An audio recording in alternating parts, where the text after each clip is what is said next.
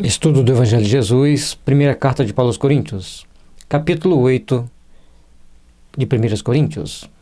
Ora, no tocante às coisas sacrificadas aos ídolos, sabemos que todos temos ciência. A ciência incha, mas o amor edifica. E aí, a gente vai entender ao longo do texto que sacrificava os animais aos ídolos, botava a mesa e as pessoas iam lá comer. Já que os ídolos não comiam, eles eram de pedra, de mármore, então as pessoas comiam aquela festa. E, lógico que além da carne, tinha frutas, saladas, verduras, legumes, era uma ceia. Portanto, Paulo vai falar que é um grande manjar. E as pessoas que tinham consciência, que tinham ciência, que tinham conhecimento, que eram mais esclarecidas, sabiam que ele era uma comida normal igual às outras. Mas as pessoas que não tinham esse conhecimento, elas achavam que sendo cristã, indo lá comer a comida dos ídolos, era pecado. Mas como estavam com fome e ali tinha uma regalia mais requintada, eles iam comer. Por isso, Paulo vai mostrar que os bons cristãos deveriam, ele muito educadamente, muito politicamente, muito polidamente, muita classe, Paulo vai mostrando que não se deve comer, porque aqueles que não têm ciência vão ficar com a consciência culpada. Vejamos. E se alguém cuidar saber alguma coisa, ainda não sabe como convém saber. E ele já mostra que aquelas pessoas de conhecimento, de ciência, não sabiam tanto quanto convinha saber para estarem lá naquele manjar, aproveitando daquele momento, daquela, entre aspas, confraternização, mas tinha sempre algumas energias no meio da situação que não era conveniente. Então o saber não era tão sábio assim. Mas se alguém ama a Deus, este é conhecido dele. Então nesse momento, ele já mostra para as pessoas, vocês observam que ele chega, fala que o amor edifica, a ciência incha, fazendo as pessoas pensarem um pouquinho, depois ele coloca que por mais que saibamos, não sabemos como convém saber, e depois ele mostra que a gente, se amarmos a Deus, nós somos conhecidos de Deus. Assim que, quanto ao comer das coisas sacrificadas aos ídolos, sabemos que o ídolo nada é no mundo e que não há outro Deus senão um só. Então tem o Deus único. E os ídolos são apenas ídolos, são apenas uma estátua. Porque, ainda que haja alguns que os se chamem deuses, quer no céu, quer na terra, como há muitos deuses e muitos senhores.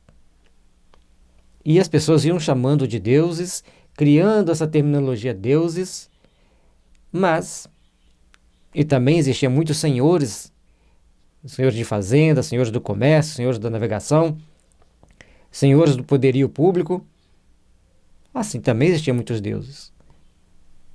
Todavia, para nós há um só Deus, o Pai de quem é tudo e para quem nós vivemos, e um só Senhor, Jesus Cristo, pelo qual são todas as coisas e nós por ele. Então, ele, muito sabiamente, ele vai mostrando que existem muitos senhores, muitos deuses, mas só há um só Deus. Para aqueles que são esclarecidos do ponto de vista cristão, apenas existe um Deus, Senhor absoluto do universo. E um só Senhor, que é Jesus Cristo, que veio ao mundo nos dar a noção da nossa responsabilidade pessoal e intransferível e nos mostrar a presciência do mundo que existe. Mas nem em todos há conhecimento, porque alguns até agora comem no seu costume para com o ídolo coisas sacrificadas ao ídolo, e a sua consciência, sendo fraca, fica contaminada.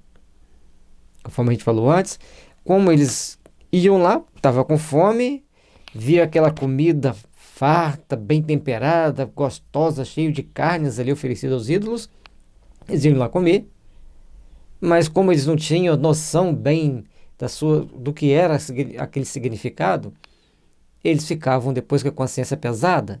Portanto, a consciência deles fraca, cheia de conflitos ainda, ficavam contaminados. Aí Paulo vai alertando gradualmente, e a gente vai ver como que ele vai fechar lá na frente, para que a gente entenda o que ele queria dizer.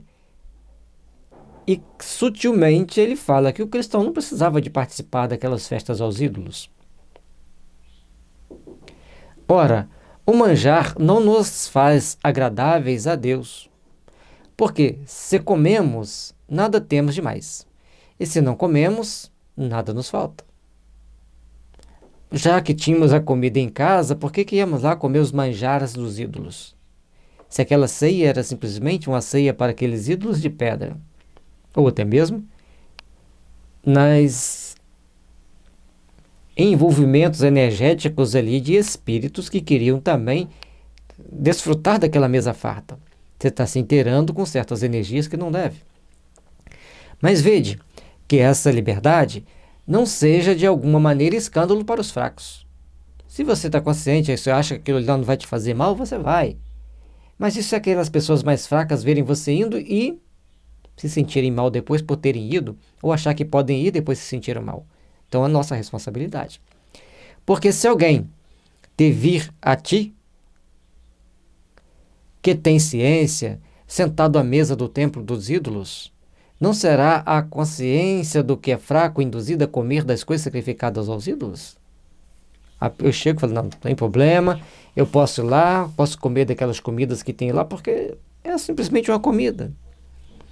Aí aquela pessoa que não tem esse discernimento bem definido, ele vai e come e vai se sentir, obviamente, muito mal, porque ele não tem consciência definida, consciência firme, conforme ele disse, consciência fraca. E pela tua ciência perecerá o irmão fraco pelo qual Cristo morreu. Se Jesus veio para os simples e oprimidos, pelos mais fracos, e a gente vai lá comer aquele manjar, ele vai comer e fica todo cheio de conflitos, então nós estamos fazendo com que ele pereça na sua fé, se enfraqueça no seu modo de crer, e a nossa responsabilidade nisso ali, se somos todos cristãos. Ora, pecando assim contra os irmãos e ferindo a sua fraca consciência, pecais contra o Cristo. Então, se eu tenho ciência, tomo atitudes, para minha ciência, aquilo ali não tem problema. Aí eu tomo as atitudes que vai contra os princípios divinos, então eu me adoeço, eu me complico. Entende? E aí eu estou induzindo aqueles fracos a passarem por aquela situação, então eles vão adoecer, e a responsabilidade é minha, que achei que eu poderia fazer aquilo sem me macular.